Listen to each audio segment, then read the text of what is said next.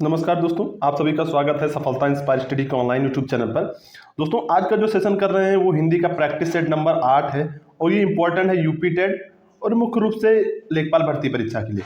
वैसे तो आप सभी जानते हैं दोस्तों, हिंदी जितने भी एग्जाम में आती है सभी के लिए महत्वपूर्ण होती है, बट ये मुख्य रूप से इंपॉर्टेंट रहेगा यूपी टेट और लेखपाल भर्ती परीक्षा के लिए। तो आइए दोस्तों शुरुआत करते हैं। आप भी अपना आंसर मैच करते रहिए और देखिए कितने क्वेश्चन आप सही कर पाते हैं, और कमेंट बॉक्स में अपना बताएं कि कितना आपने सही किया है। कमेंट जरूर करें दोस्तों। शुरुआत करते हैं। सबसे पहले लेते हैं फर्स्ट क्वेश्चन।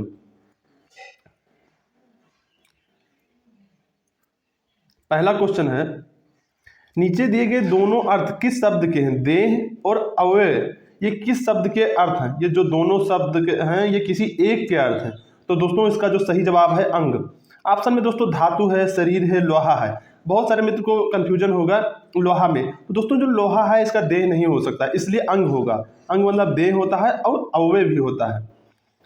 अगला क्वेश्चन है, तकिया और आसन, इन दोनों शब्द के लिए एक शब्द क्या है? तो दोस्तों इसका सही जवाब है कशिपु। ये वाला आंसर बिल्कुल सही है दोस्तों। अगला क्वेश्चन करते हैं दोस्तों। अगला जो क्वेश्चन है थर्ड नंबर, कवि। कवि का स्त्रीलिंग शब्द क्या है? दोस्तों जो कवि का स्त्रीलिंग शब्द है और बहुत ज्यादा इंपॉर्टेंट है, वो वर्तनी शुद्धता में भी ये क्वेश्चन बनता है। आप देखिए आप कौन सा आंसर मैच आपने कौन सा आंसर मैच मार्क किया है, आप अपना मैच करिए। इसका जो सही जवाब है वो सी है, कवियत्री होता है, कवियत्री। आप ध्यान रखना दोस्तों, इत्री पीछे आपको इस प्रकार से रहना है, बाकी कब तो आप जान ही जाएंगे। ठीक है, थर्ड वाला बिल्कुल सही है। अगला क्वेश्चन है दोस्तों, वेरी वेरी मोस्ट इंपॉर्टेंट है, व्याख्यान में कौन सी संधि है?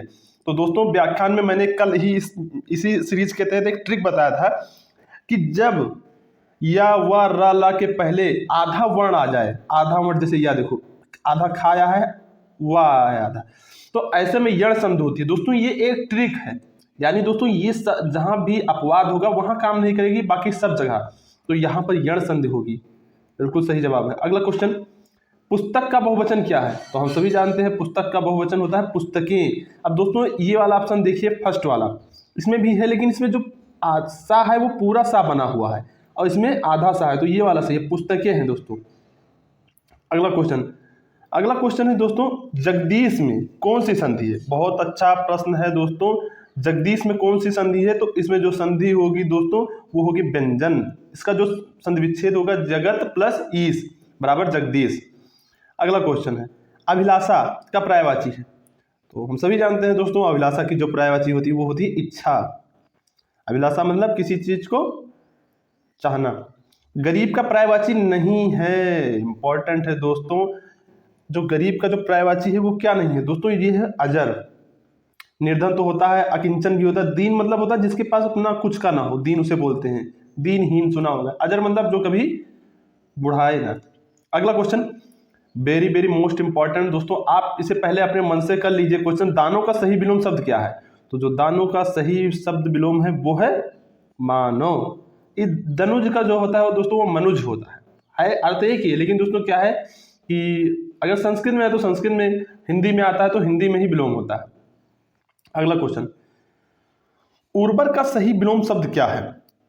तो दोस्तों इसका जो सही जवाब है, इन दोनों में कंफ्यूजन होगा मित्रों, ये दो तो हो नहीं सकता दोस्तों, लेकिन इसमें कंफ्यूजन होगा। जो मेरे मित्र गांव से हैं, खेती से जुड़े हुए हैं, एग्रीकल्चर से, जैसे मैं जुड़ा हुआ हूँ थोड़ा बहुत, तो मुझे वैसे ही इसकी जानकारी है। ऊसर बोलते हैं इसको। ऊसर का एक नाम और है जो हाल फिलहाल, मतलब हाल फिलहाल क्या दोस्तों, गांव में फेमस है, उसे बांगर बोलते हैं, बांगर। तो फर्स्ट वाला बिल्कुल ऑप्शन सही है दोस्तों। अगला क्वेश्चन करते हैं, प्रेमचंद्र का कौन सा उपन्यास इनमें है? तो सबसे बहुत अच्छा क्वेश्चन है दोस्तों। वैसे प्रेमचंद से क्वेश्चन कम बन रहा है, लेकिन क्या पता कहीं आ ही जाए। तो प्रेमचंद का कौन सा उपन्यास इनमें है? तो वो है निर्मला। गोदान गबन ये सब इन्हीं के हैं। पंचवटी किस कवि की रचना है? वेरी वेरी मोस्ट इंपॉर्टेंट, बहुत ज्यादा इंपॉर्टेंट है। पंचवटी जो रचना है वो मैथिली शरण गुप्त की है और जयशंकर प्रसाद की रचना है। इरावती कंकाल रामधारी सिंह दिनकर की है। उर्वशी, बहुत सारी ऐसी रचनाएं हैं दोस्तों, इंपॉर्टेंट है, आप पढ़ के जाएं। उसका भी प्रैक्टिस सेट करवाऊंगा दोस्तों, आप पढ़ते रहिए और समय मिलता है तो क्लास भी लेंगे। अगला क्वेश्चन है, निम्न में कौन अर्थालंकार नहीं है? बहुत अच्छा प्रश्न है। तो दोस्तों इसका जो है यमक, यमक वाला बिल्कुल सही आंसर है। आप जानते होंगे अलंकार कितने प्रकार के होते हैं, शब्दालंकार, अर्थालंकार। तो नॉर्मल सा क्वेश्चन था। विशिष्ट का विपरीत अर्थक शब्द है। तो दोस्तों विशिष्ट मतलब जो होता है बहुत विशेष, और सामान्य मतलब नॉर्मल व्यक्ति या नॉर्मल कुछ, तो इसका सही जवाब सामान्य हो जाएगा। अगला क्वेश्चन, जयशंकर प्रसाद की कामायनी किस वर्ष प्रकाशित हुई? बहुत अच्छा प्रश्न है दोस्तों। तो ये जो रचना हुई थी दोस्तों कामायनी, ये 1935 में हुई थी, जबकि प्रकाशित 1936 में हुई है। इसका सही जवाब ये वाला है दोस्तों, फर्स्ट ऑप्शन। अगला क्वेश्चन करते हैं, खुशी गई है में काल बताइए। तो दोस्तों खुशी गई है मतलब वो जा चुकी है, यानी कि वो बीत चुका है, तो ये भूतकाल है। नॉर्मल सा प्रश्न है दोस्तों। जो है काल कितने होते हैं, ये बहुत इंपॉर्टेंट प्रश्न है, एग्जाम में बनता है, कवर करिए। समय मिलता है तो मैं क्लास लगाऊंगा इसका भी, तो आप इसे जरूर पढ़ के जाएं। अगला क्वेश्चन करते हैं, निम्न में कौन सा विशेषण परिणाम बोधक है?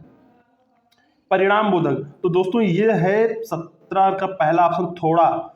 थोड़ा मतलब थोड़ा, कुछ, ज्यादा, ये सब परिणाम बोधक भी आते हैं। अगला क्वेश्चन, अंधे के आगे रोना अपना दीदा खोना। ये तो कहावत आम भाषा में अपने माता पिता या बाबा दादी से किसी ना किसी से जरूर सुना होगा, अंधे के आगे रोना अपना नैना खोना। तो इसका सही जवाब दोस्तों, दुख सुनाने पर ध्यान न देना, बिल्कुल करेक्ट हो जाएगा। छोटी वस्तु की सुरक्षा में अधिक व्यय, इसकी कहावत बताइए।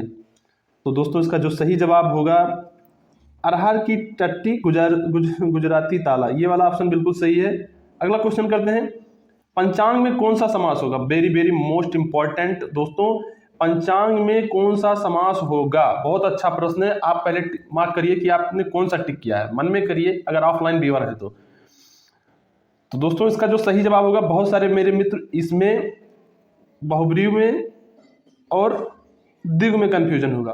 तो दोस्तों क्या है, जब भी समास की बात करें, जब समास में कभी भी समास टिक करना है तो सबसे ज्यादा महत्वपूर्ण या भाव देना है बहुब्रीहि को, कर्मधारय को।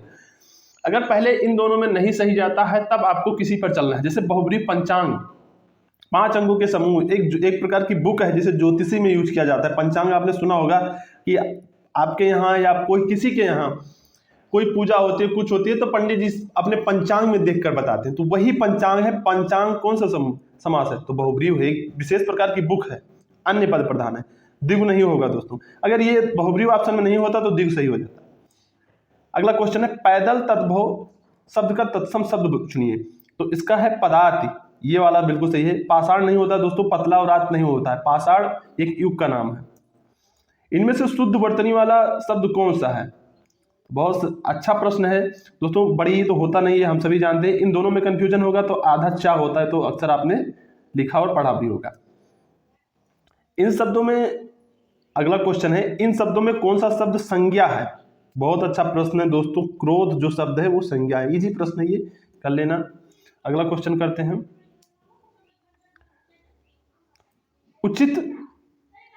उचित मुहावरों से वाक्य पूरे कीजिए। जीतने पर उसके खुशी से उड़ने लगे, हाथ साफ करने लगी, चेहरे पर हवाइयां उड़ने लगी।